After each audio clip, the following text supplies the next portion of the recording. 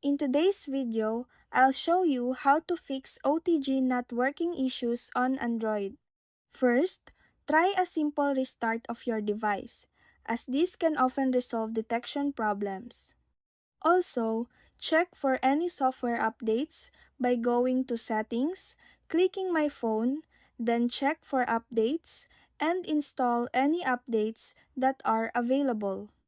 Once your device is up to date, make sure Developer Options is enabled.